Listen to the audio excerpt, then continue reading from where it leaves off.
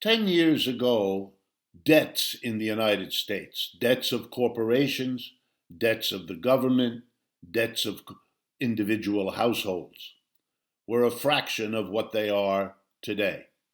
They have grown spectacularly over the last 10 years.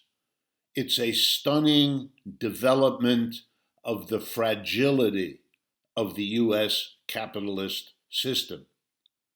It's important to understand what all the implications are because they are and will continue to shape and shake the lives of everyone in the United States, and because global debt is also rising outside of the United States, it's a crucial factor shaping all of our economic futures.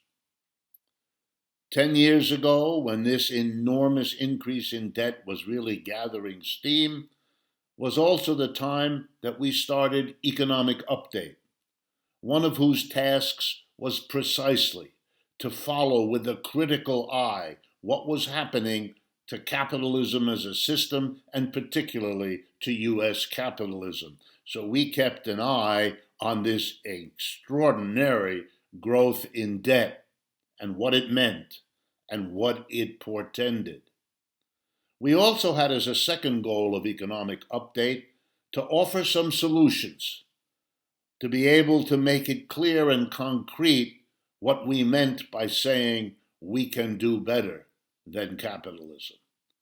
We have grown beyond our wildest hopes and imaginations, and we have you to thank for doing that, for becoming interested, for supporting us, for telling others about what we are trying to do and what insights we can offer.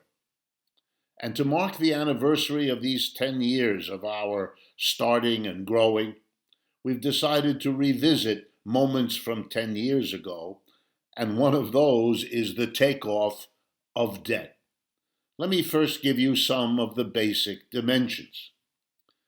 In 2011, the total household debt of the United States, all of the debts accumulated by all of our citizens, and let's remember, that's mortgage debt, borrowing to buy your own home if you can do so, automobile debt, borrowing to pay on a monthly basis so you can buy a car without which life is very difficult for most Americans, credit card debt, that piece of plastic which since the 1970s has come between us and virtually everything else we buy and need and so forth.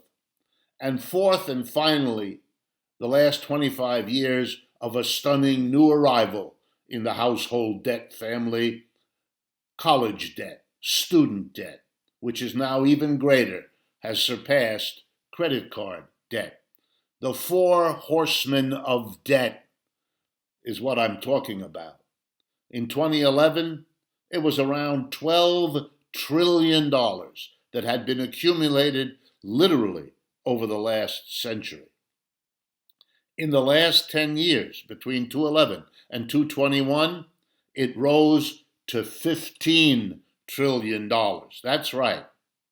That's right. A 25% growth in 10 years. That is a staggering increase, especially when you think of what it means, which I'm going to explain in a moment. Even more astounding has been the growth of corporate debt, the borrowings either by issuing bonds or borrowing from a bank that corporations have had to turn to over the last 10 years. You know, the 10 years basically between the Great Recession, when capitalism collapsed in 2008, and what we are now calling the COVID economic downturn, another collapse of capitalism in 2020 and 2021. In those 10 years, corporate debt went, and hold on to your hats, folk, from $6 trillion to double, just shy of $12 trillion. We've never seen debt grow like that. And let me be very clear with what debt means. When you buy and sell something, typically before debt intrudes, you get a good or a service and you pay for it with money. The transaction is completed at both ends. You end up with whatever you bought, and the seller ends up with the money you used to purchase whatever you bought. Debt is a different thing. With debt, you buy something, you get it, but you are now locked into a relationship in terms of paying it. You either got a loan from the person who sold you the item, so you now have to pay them over time, or you got a loan from a third party, a bank, which provided you with the money. So now at the end of the transaction, you have the good and service, the seller has the money, but a new relationship has been created. You owe the bank. You have an obligation to pay money every month or every year, and you have it for years to come. You are locking in an interdependence.